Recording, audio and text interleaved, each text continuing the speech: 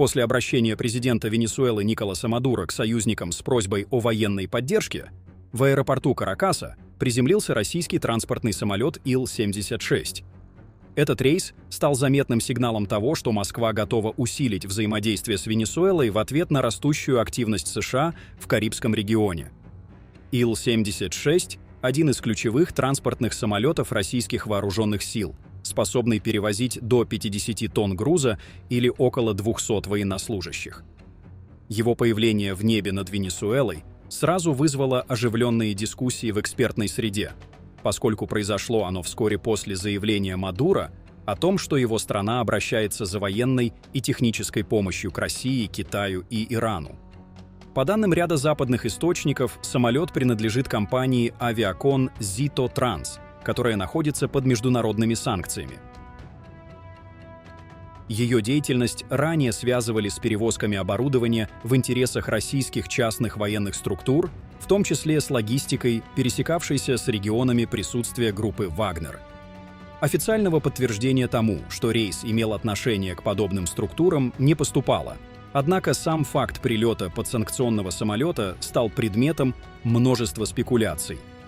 Некоторые аналитики считают, что перелет мог носить символический характер, демонстрируя политическую солидарность и намерение Москвы поддерживать своих партнеров, подвергающихся давлению Запада.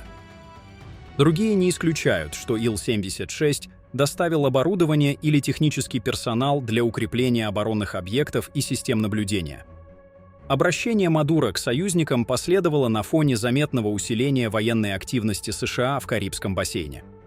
Американские вооруженные силы разместили вблизи Венесуэлы десантный корабль USS Иво Джима и эсминец USS Грейвли, способные при необходимости проводить масштабные операции в прибрежной зоне. По данным открытых источников, на борту Иво Джима находится более 16 сотен морских пехотинцев, штурмовики AV-8B Harrier и вертолеты AH-1Z Viper.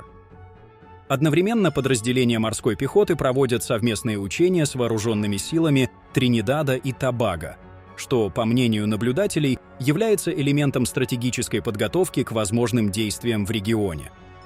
Всего, по оценкам аналитиков, Соединенные Штаты Америки перебросили в Карибскую зону свыше 10 тысяч военнослужащих, создавая тем самым крупнейшее с момента Холодной войны военное присутствие в этом районе.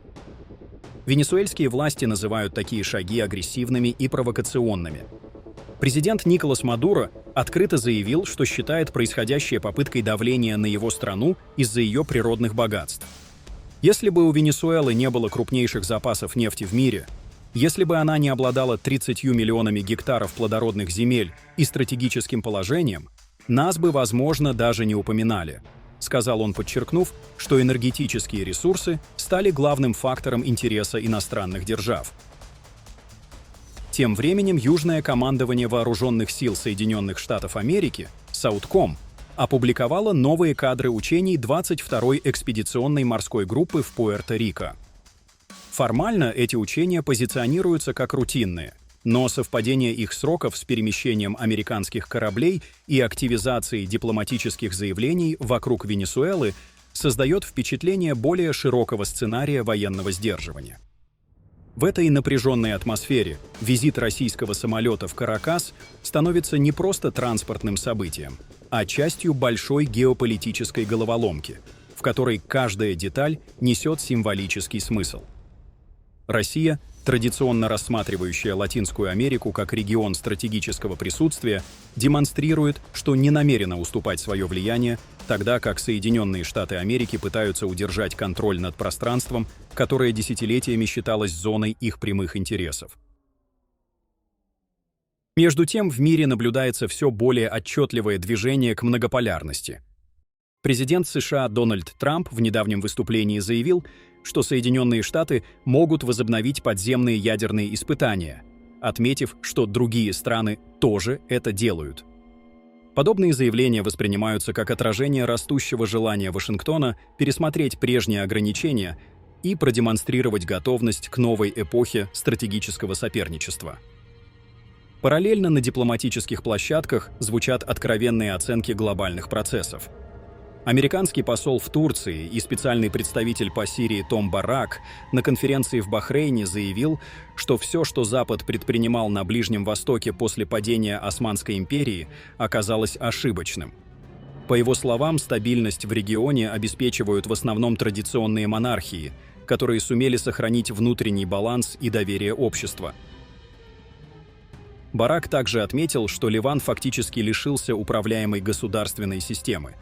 И основную роль в обеспечении порядка играет движение Хизбалла, располагающее около 40 тысяч бойцов и значительным арсеналом ракет.